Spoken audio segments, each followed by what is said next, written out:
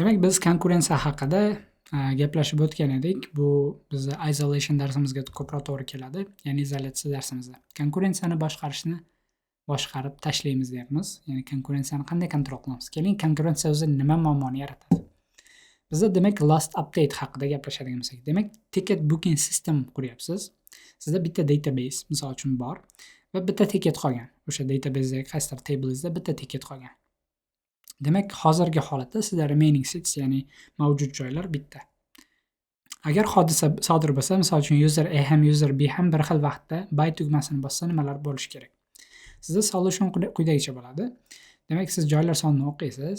Agar joylar soni 0 dan katta bo'lsa, siz update query yuborasiz, to'g'rimi? Ya'ni mana shunday bo'ladi. Lekin bu juda ham katta muammo. Agar siz ikkita odamga bir vaqtda shu ishni qilib qo'yadigan bo'lsangiz, bu yerda katta muammo sodir bo'lishi mumkin.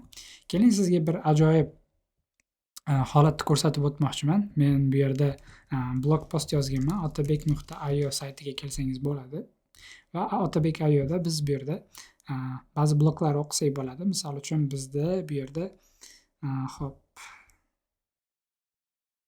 double booking problems degan sahifamiz bor. Bu yerda o'zbek tilida o'qisangiz ham bo'ladi. Misol uchun qanday qilib bu muammoni yechishligini men bu yerda ko'rsatib o'tganman.